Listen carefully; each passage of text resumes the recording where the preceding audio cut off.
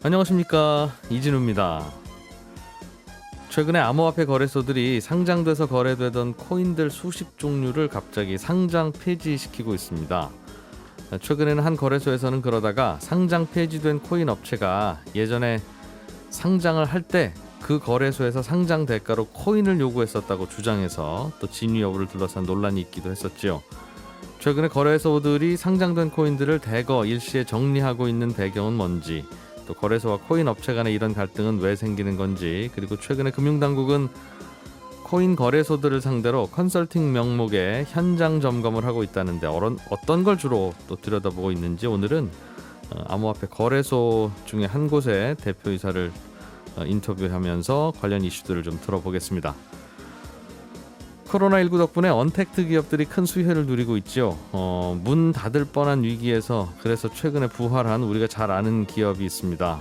그런데 소프트뱅크의 최근에 부실 스타트업에 자금 수여를 해주는 등 여러 이슈들이 있어서 오늘 휴머노믹스 시간에는 소프트뱅크의 손정희 회장을 중심으로 여러 이슈들을 살펴보겠습니다. 손에 잡히는 경제 플러스 지금 시작합니다.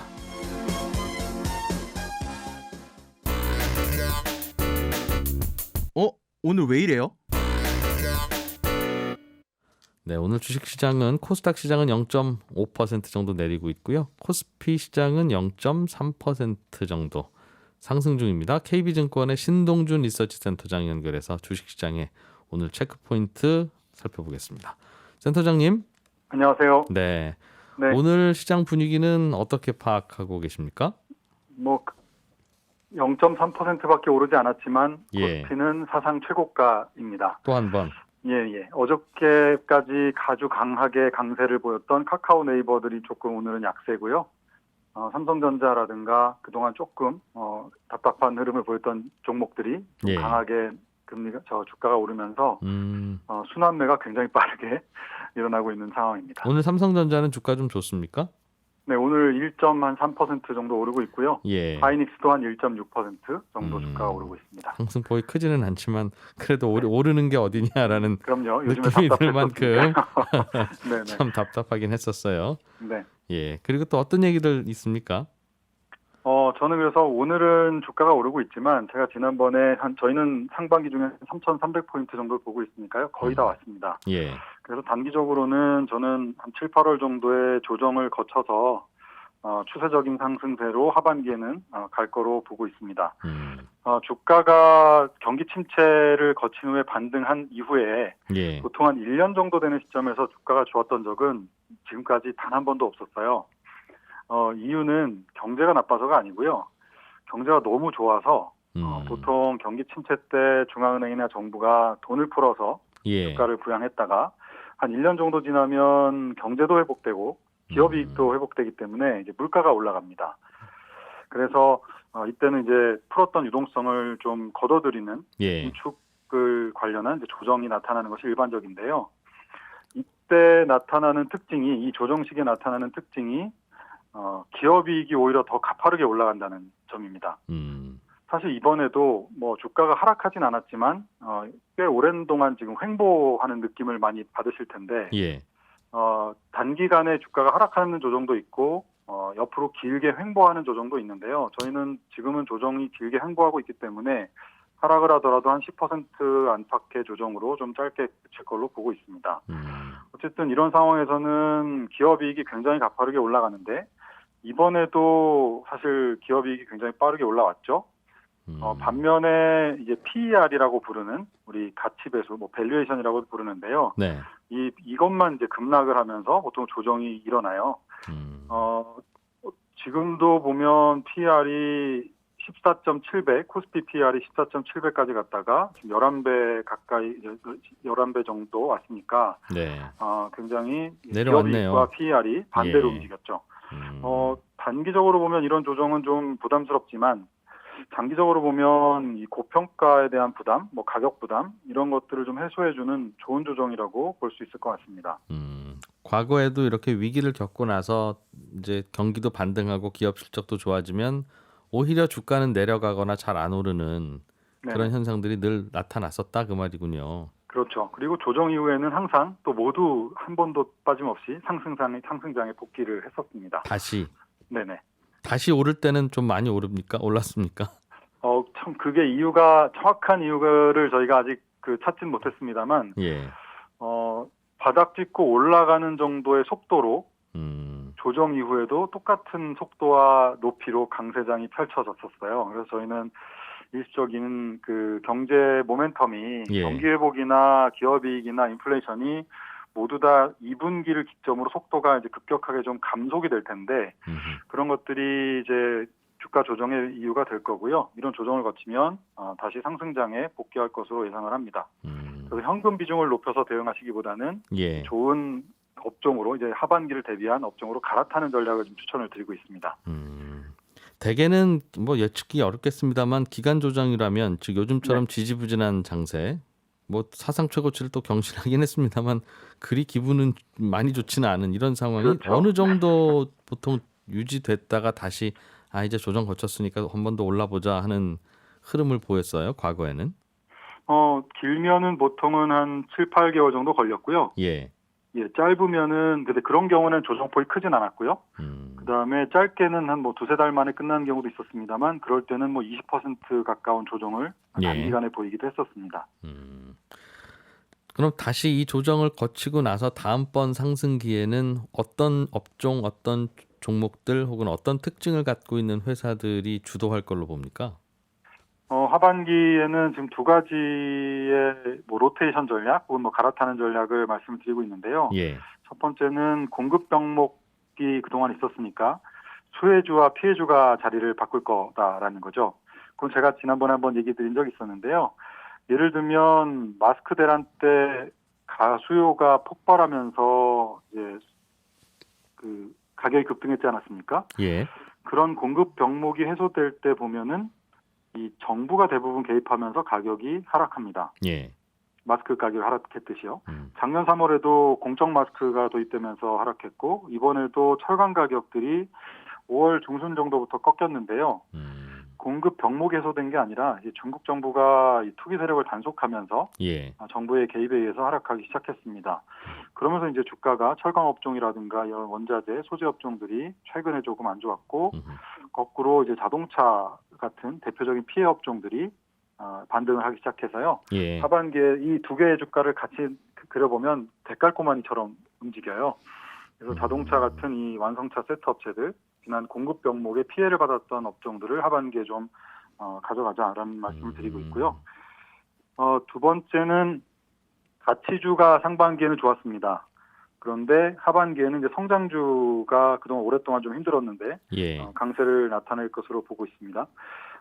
그렇게 보는 이유는 첫 번째는 금리가 좀 하향 안정이 될 것 같고요. 아까 잠깐 말씀드린 대로 경기나 인플레이션 이런 것들이 2분기를 기점으로 속도가 좀 감속될 거기 때문에 금리도 이제 하향 안정될 가능성이 높아 보이고, 두 번째는 희소성의 원리인데요. 예.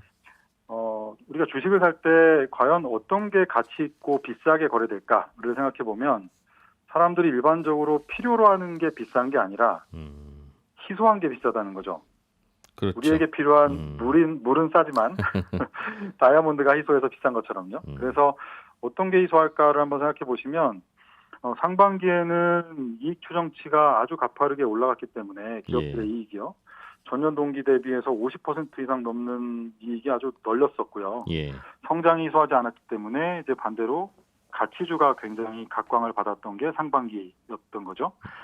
반면에 이제 밸류에이션이 아까 말씀드린 대로 코스피의 PER이 14배를 넘어서 한참 올라갔다가 이제는 좀 11배 가까이 내려왔고, 예. 또 이 성장도 지금까지처럼 가파르게 올라가진 못할 겁니다. 이게 굉장히 이렇게 둔화가 될 텐데, 그러면 자연스럽게 하반기에는 이제 성장이 다시 희소한 시기로 넘어갈 것 같아요. 그래서 저희는 성장주를 좀 추천을 드리고 있는데, 당장은 이런 성장주 중에서도 마치 이제 빵류의 이익이 탄탄한 성장주, 그리고 테슬라처럼 먼 미래가 기대가 높은 성장주를 봤을 때는 당장은 이익이 탄탄한 성장주, 카카오나 네이버 같은 소프트웨어 업종들, 인터넷, 미디어나 엔터테인먼트 이런 것들이 지금은 좀 시작을 하고 있는 거고요. 그렇습니다. 이 조정이 한 번 정도 나오면 그때는 먼 미래 꿈을 먹고 사는 테슬라라든가 아크 ETF 같은 우리나라로 치면 친환경 뭐 풍력, 태양광, 뭐 이런 에너지 주식 쪽이나 뭐 게임주 뭐 이런 것들로 갈아타시면 3분기 때 좋은 그 포트를 구성해서 예. 4분기에는 좀 수익을 크게 낼 수 있지 않을까 생각합니다. 예, 최근의 주식 시장의 흐름과 논리들 잘 들었습니다. KB증권 신동준 리서치센터장이었습니다. 고맙습니다. 네, 고맙습니다. 요즘 우리나라에서 제일 시끌시끌한 곳 하나만 꼽으라고 하면 암호화폐 시장입니다. 그 중에서도 암호화폐 투자자들도 참 하루하루 느낌이 다 다르실 테지만 암호화폐 거래소들도 요즘 당국의 검증을 받고 몇 개의 거래소만 살아남느냐 하는 문제에 직면하고 있어서 이런저런 목소리들이 많이 나오고 있습니다. 거래소들의 입장은 어떤지 궁금해서 저희가 오늘 코인 거래소를 운영하는 한 분을 모셔서 직접 들어보려고 하는데요. 프로비트라는 거래소의 도현수 대표이사 나오셨습니다. 어서 오세요. 예, 안녕하세요. 프로비트 거래소의 도현수입니다. 예. 지금 이슈는 일단은 4개 거래소는 은행들한테 실명 계좌, 고객들의 실명 계좌를 다 받아서 운영을 하고 있고 그것도 또 한 번 합격을 해야만 계속 준다는 상황입니다만 나머지 거래소들은 그걸 못 받고 있죠. 그렇습니다. 프로비트도 아직 못 받으신 상황이고. 네, 저희도 아직 받지 못했고 받으려고 열심히 노력하고 있습니다. 예.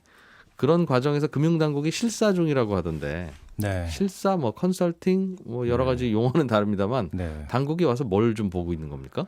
그러니까 그 금융위가 주관해서 정부의 여러 부처, 8개 정도 부처에서 총 8명이 나와서 저희 거래소를 점검하고 있습니다. 예. 공식 명칭은 컨설팅이라고 하는데 거래소 전반에 대해서 점검을 합니다. 예를 들면 뭐 거래소의 보안이 잘 되어 있냐, 고객 자산 보호가 잘 되어 있냐, 또 자금 세탁 방지 체계를 잘 구축하고 있냐 등등을 예. 보고 있습니다.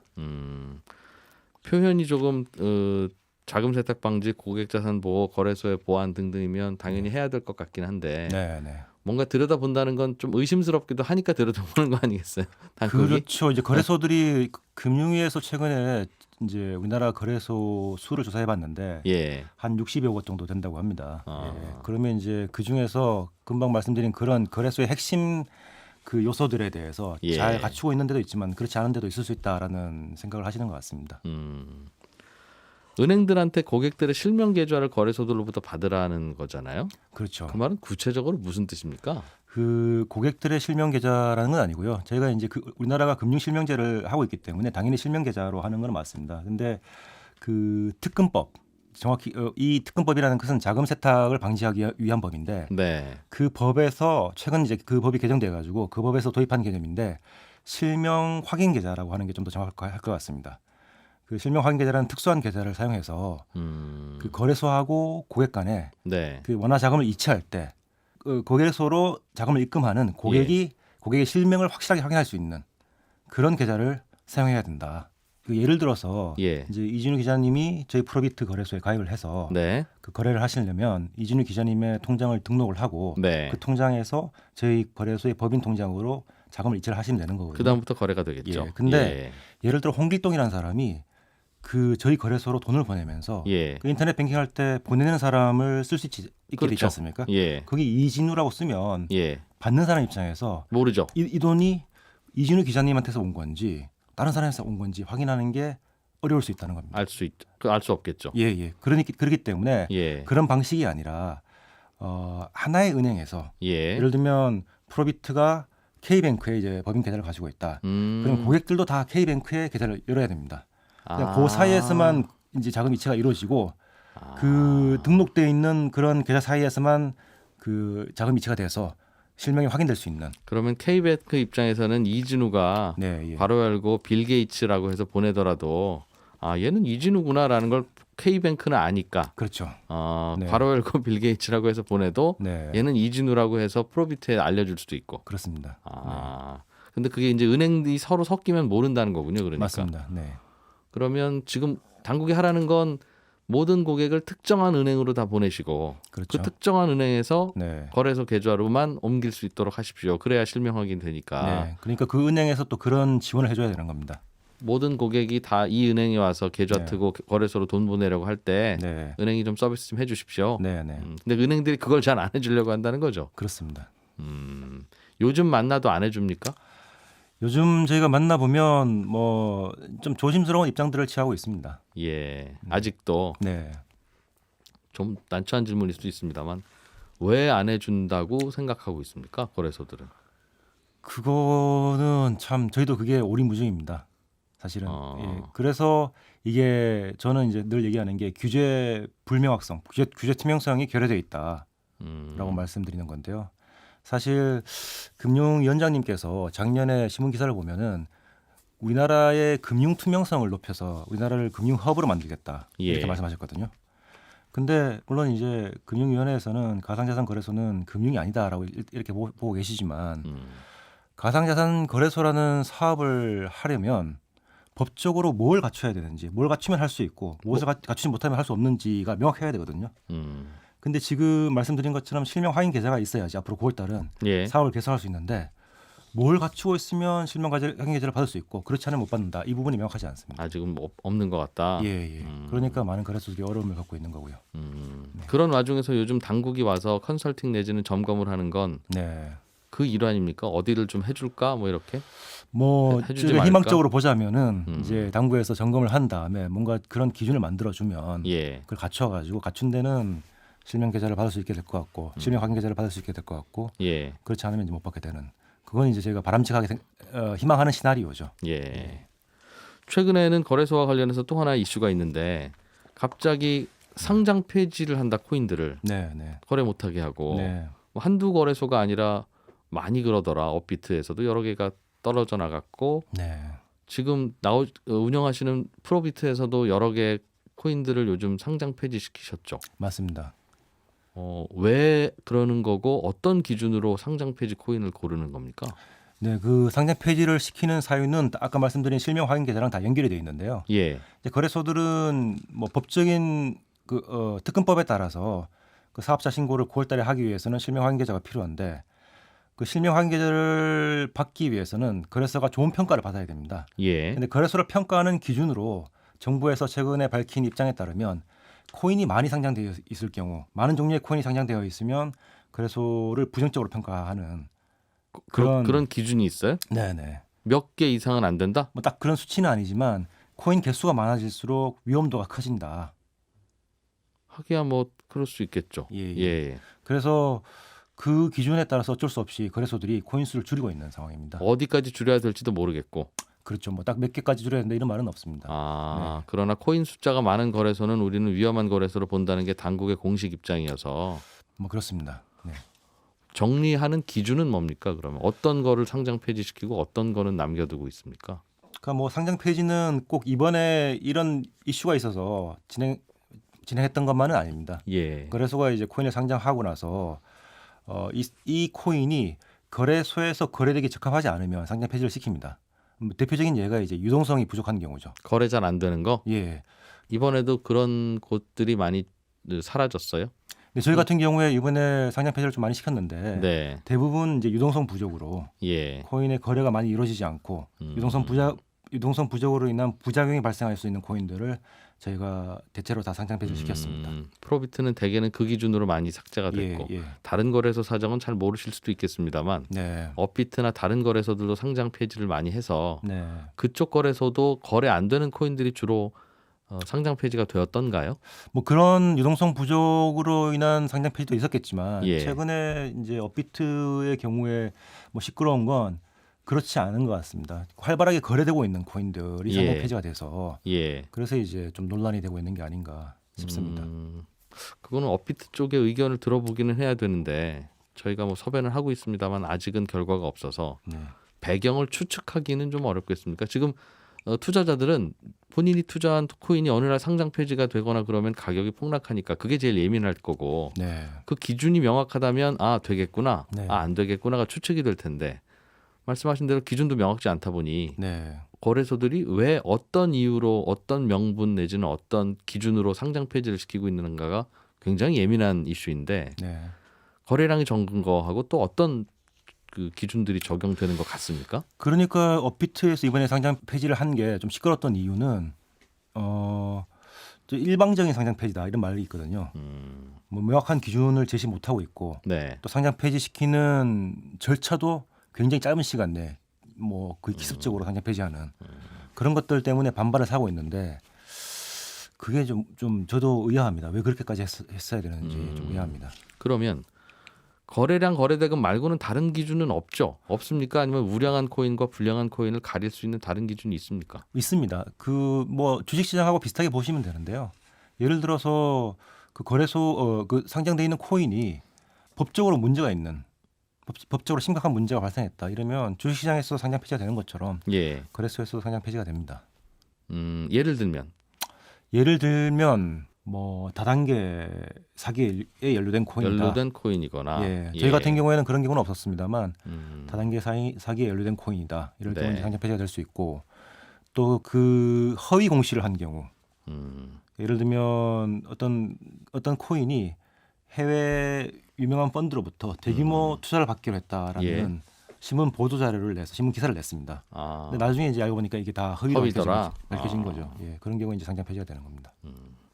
최근에는 이것도 다른 거래소와 관련한 이슈이긴 한데 어떤 코인이 이제 상장 폐지가 되니까 이제 네. 그 코인을 운영하는 운영 주체 측에서 네, 상장 수수료라고 하는 걸 우리는 냈다. 네, 업비트라고 하는 거래소 쪽에. 네, 그런데 업비트는 그거 그냥 가져가더라. 네, 우리는 처음에는 그냥 상장하니까 그냥 그렇게 드리고 말았는데 지금 생각하니까 굉장히 억울하고 이건 나쁜 일인 것 같다라고 네. 주장을 했고 네, 거래소 쪽에서는 늘 받는 마케팅 비용이다. 이거 우리가 그냥 가져가는 거 아니다라고 네. 해명을 하고 있더군요. 네, 실제로 거래소들은 상장을 시킬 때 네, 코인을 상장시킬 때 네. 코인 운영 주체로부터 코인이나 돈을 받습니까? 뭐 받는 경우들도 있습니다. 왜냐하면 거래소가 어떤 코인을 상장시킨다는 것은 예. 그 코인 측에 서비스를 제공하는 거거든요. 그 코인이 거래소 플랫폼에서 거래될 수 있도록 거래소가 지원하는 것입니다. 네. 그래서 저희 같은 경우도 뭐 소정의 수수료를 받고 있긴 합니다. 음. 근데 이제 문제는 업비트 사례의 경우에는 제 개인적인 생각은 이 거래소 시장이 독점화되면서 나타나는 부작용인 것 같은데요. 예. 아까 말씀드린 것처럼 실명 확인 계좌를 받고 있는 소수의 거래소가 소수의 거래소만 실명 확인 계좌를 받고 있기 때문에 그 거래소들 중심으로 거래소 시장이 독점화되고 거래소 시장이 독점화되니까 그 코인을 발행하는 프로젝트 팀들은 어떻게 해서라도 그 거래소에 상장을 시키려는 네. 업비트나 비썸에 상장시키려는 그런 이제 뭐 길을 쓰고 있습니다. 그러니까 뭐 그 상장 수수료 규모가 터무니없는 수준으로 커지게 되고 또 거래소에서 일방적으로 납득할 수 없는 기준이나 절차로 상장 폐지하는 그런 문제들이 거래소가 독점화돼서 발생하는 그런 이제 문제라고 생각합니다. 그러니까 그런 문턱 효과가 있다. 네, 예. 상장 수수료는 코인으로도 받고 돈으로도 받는다고 들었는데 네, 네. 규모가 각각 어느 정도 됩니까? 프로비트도 받으십니까? 저희는 뭐 몇 천만 원 수준입니다. 뭐, 코인 한 개당 상장 한 건에. 상장하는 그 네, 코인 한 네, 건당 네. 다른 거래소들도 그 정도 수준입니까? 뭐 많이 받는 데는 그 명목은 다 다릅니다. 사실은 상장 수수료라는 다른 명목을 쓰고 있긴 하지만 뭐 마케팅비이기도 예, 하고 업계에서 이제 돈은 말로는 많이 받는 곳은 뭐 수십억의 비용이 든다 이런 말들은 뭐 공공연하게 얘기되고 있습니다. 그 돈은 그럼 거래소 법인 계좌로 들어가는 돈입니까? 그 부분은 잘 모르겠습니다. 근데 제가 들은 것은 프로젝트 팀들이 하는 말이 예. 어떤 대형 거래소에 상장을 하려면 수십억 원의 비용이 든다. 그 명목이 어떻게 되는지는 잘 모르겠습니다. 그것도 참 좀 네. 들여다봐야 될 부분이군요. 네. 알겠습니다. 한 가지만 더 질문을 드리면 네. 우리는 보통 이제 거래소를 들여다보는 시각에선 거래소로 돈을 다 보내고 네. 이제 코인도 있는 코인은 보내거나 이제 거기서 거래를 하고 나중에 돈을 찾을 때만 거래소에서 돈을 빼지 않습니까? 그렇습니다. 그러니 고객이 보낸 돈을 거래소가 과연 다 갖고 있느냐? 네. 아니면 거래는 고객들은 숫자만 가지고 거래를 하니까 네. 마치 카지노에 들어갈 때 네. 칩을 사서 들어가고 나중에 칩을 바꿔서 나오는 고객들한테만 이제 현금을 주니 네. 항상 카지노는 현금을 가지고 있을 수밖에 없잖아요. 고객 돈. 네.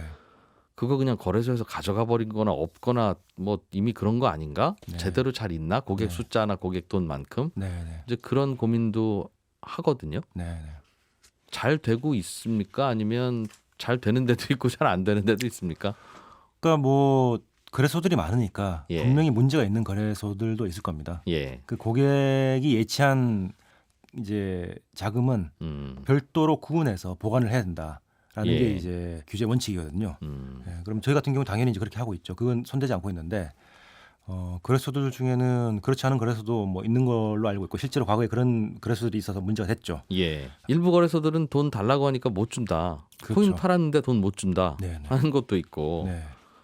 코인은 줄 수 있는데 돈은 못 주는 것도 있고 돈은 내주겠는데 코인을 빼가는 건 안 된다는 것도 있고 네. 거기는 중간에 뭔가 제가 걱정하던 사고가 나서 그런 일이 벌어지는 거래소입니까? 맞습니다. 그렇게밖에 볼 수 없습니다.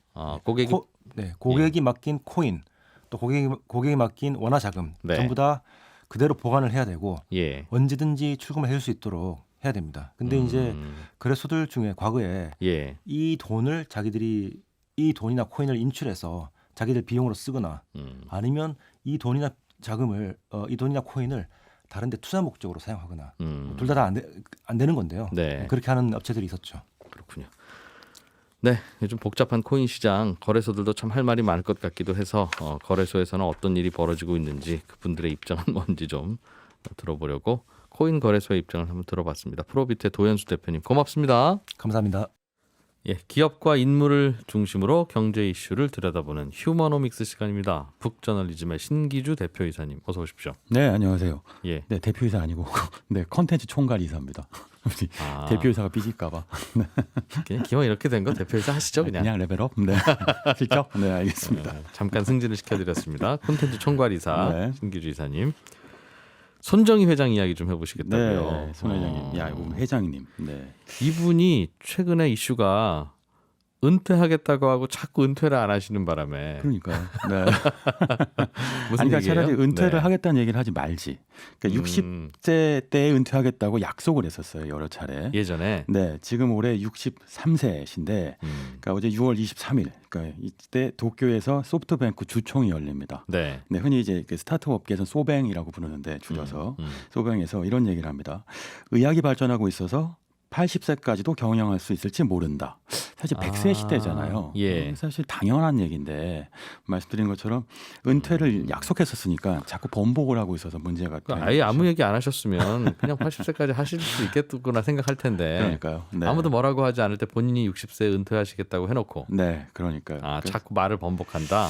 근데 사실 이게 배경이 있기 때문에 오늘 이슈가 되는 건데, 네. 그러니까 일단 소뱅 안에는 사도세자 징크스라는 게 있습니다. 무슨 얘기냐면 2인자 징크스가 있는 거예요. 항상 손정희 회장의 후계자로 지목되면 회사에서 쫓겨나요. 곧 네. 바로 아니면 거의 한 반년, 1년 안에. 네. 그러니까 그게 무슨 얘기냐면 예. 소뱅 안에 굉장한 사내 정치가 있다는 뜻이고 그 과정에서 계속 이제 손정희 제국이 만들어지고 있고 네. 그 안에서 손정희 황제가 되어서 사실 일종의 거버넌스 구조라고 하죠. 기업의 지배 구조가 불투명해지고 있다는 것을 보여주는 것 아니냐. 실제로 2인자가 이 나오는 친구야라고 지명은 합니까? 네, 실제로 예를 들면 2015년에요. 예. 구글 출신의 천재였는데 니케이 아로라라고 하는 인재를 후계자로 지목합니다. 그리고 나서 불과 1년도 안 돼서 회사를 나가고요. 또 있어요. 골드만삭스 출신의 사고 가스노리를 후계자로 지명했더니 또 나옵니다. 이제 본인은 그만두겠다고 나간 건데 네. 우리가 추측하기로는 2인자로 지목되니까 이제 나머지가 저 친구는 이래서 안 좋고 저래서 위험하고 이러시면 아니 됩니다 했을 거라는 추측이죠. 그렇죠. 네, 실제로 그런 일이 벌어지고 있고요. 그래서 그러다 보니까 그 손정희 소프트뱅크를 이제 손해 제국이다. 네. 네, 이렇게 표현하기도 할 정도로 굉장히 권위주의적인 회사로 바뀌고 있는 것 아니냐라는 비판이 있는 거죠. 네.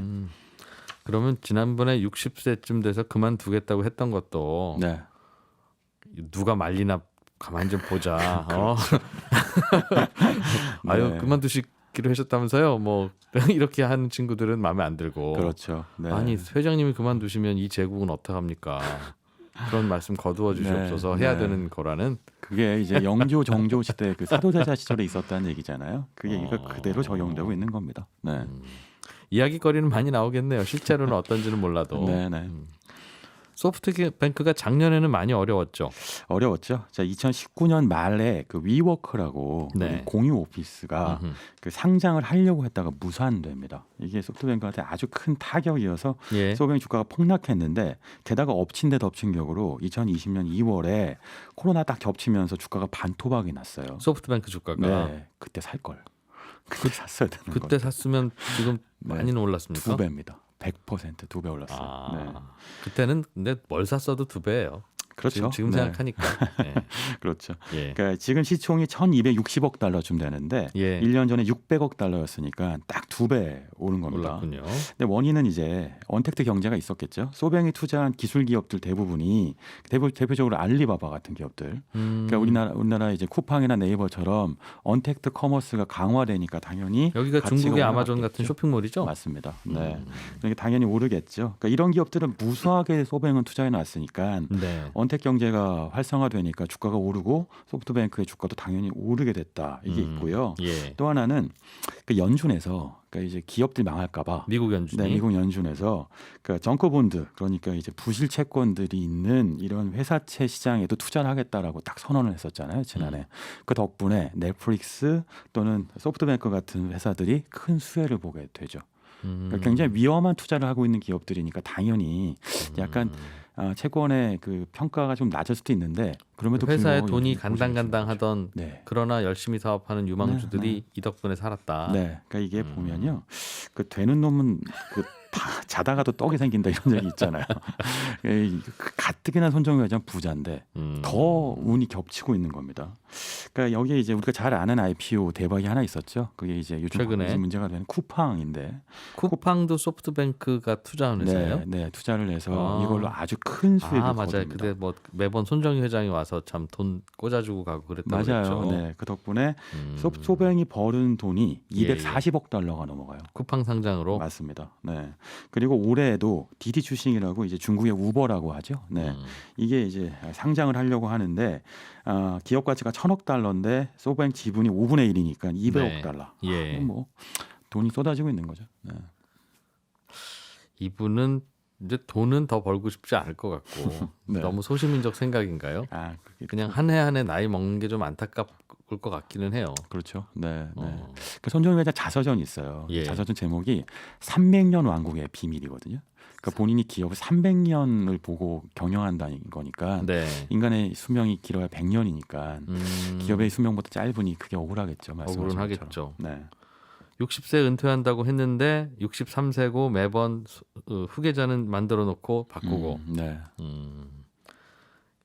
은퇴 안 하는 거죠? 그렇게 생각하면 되죠. 그러면 네, 은퇴를 할 수가 없게 됐는데 예. 은퇴를 하면 큰일 나게 되는 만큼 그러니까 소뱅이라고 하는 기업이 네. 그러니까 손정이라는 인물을 중심으로 한 제국화가 되고 있는 거예요. 이거를 좀 설명하면 예. 소프트뱅크가 기술 투자와 금융공학을 칵테일한 일본의 금융 재벌화되어 가고 있다. 이렇게 이제 언론들이 표현하게 되는데 일단 기술 투자라고 하는 건 소뱅이 스타트업들 투자 많이 하죠. 뭐 쿠팡이든 우버든 이런 게 있습니다. 근데 예. 이거를 아주 복잡한 돈의 거미줄을 만들어서 금융공학을 활용해서 사실은 소뱅 안에 어느 누구도 우리 회사가 어디에 얼마큼 투자했는지 제대로 알기 어려울 정도로 그래요? 복잡하게 연결해 놓은 거죠. 그러니까 이렇게 연결되었다고 하는 거는 우리가 익숙한데 재벌화되었다고 표현할 수 있잖아요. 일본에서는 이제 게이레츠라고 표현하는 건데 그러니까 서로 연결되어 있는데 여기에 소뱅은 또 하나 복잡한 요소가 또 있죠. 뭐냐면 그 사우디아라비아하고 아부다비한테 돈 받은 거 비전 펀드라고 하는 외부의 거대한 펀드도 운영하잖아요. 네. 그럼 비전 펀드한테 받은 돈, 소뱅한테 직접 투자하는 돈, 심지어 손정희 회장 본인이 투자하는 돈도 있어요. 그러니까 돈이 너무 복잡하니까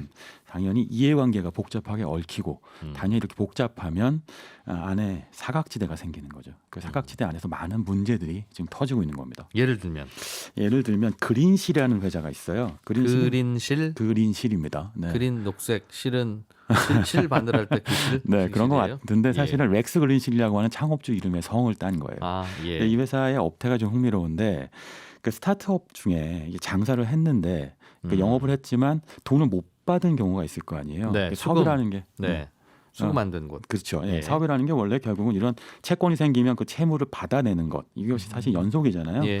그러니까 그런데 이런 그린실은 이런 스타트업한테 가서 당신네 채권이 좀 무량한 것 같으니까 우리가 돈을 대출해 줄게. 네. 대신 담보는 돈 받을 수 있는 그 보증이야라고 하는 걸로 해서 돈을 대출을 해준 거죠. 신용 대출을. 예. 근데 이게 스타트업들이 비슷한 고민들을 하니까 이 시장이 굉장히 커지면서 그린실이 한때는 엄청난 유니콘이 될 것이다라는 얘기를 했었던 겁니다. 우리나라도 이런 업체들 가끔씩 있어요. 대부 업체들인데 어디 홈쇼핑에서 핸드백을 팔았는데 뭐 한 10억 원어치 팔렸어요. 그렇죠. 네. 근데 홈쇼핑 업체는 그 10억 원을 석 달 뒤에 준대요. 그렇죠. 네.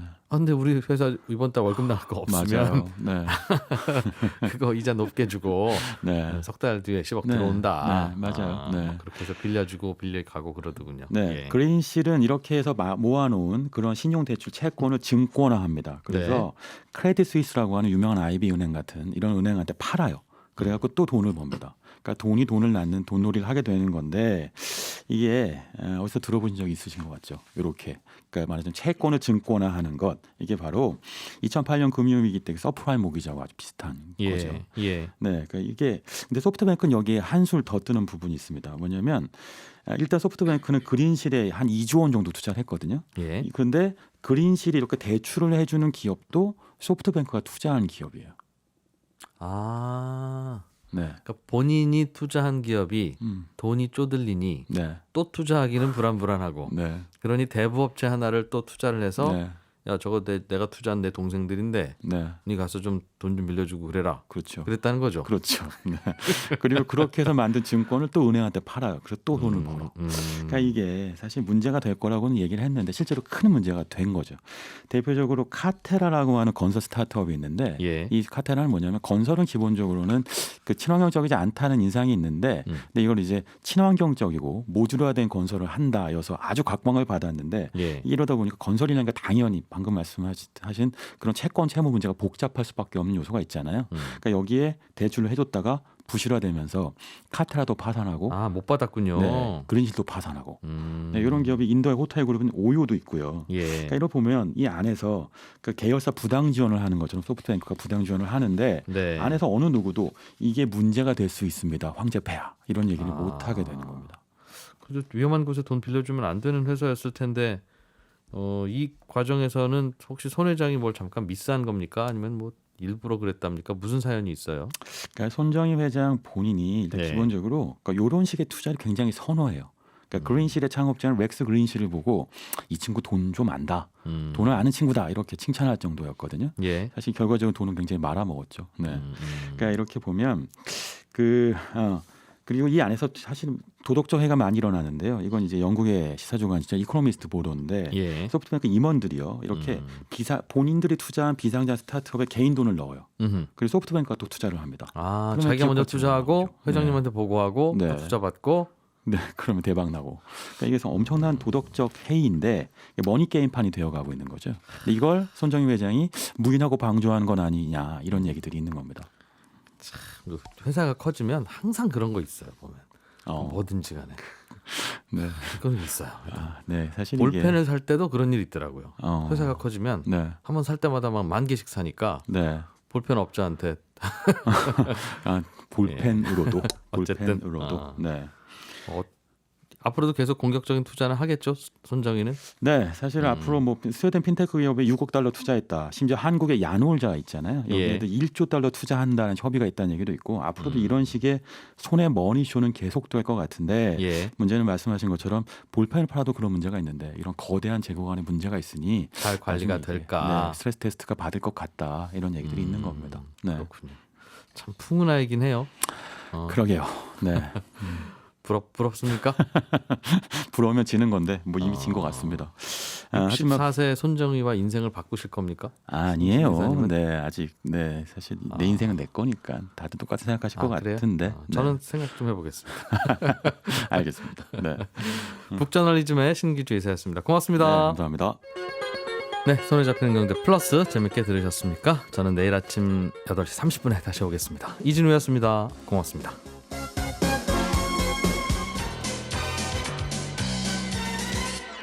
더 깊고 더 재미있는 경제 이야기 이진우의 손에 잡히는 경제 플러스.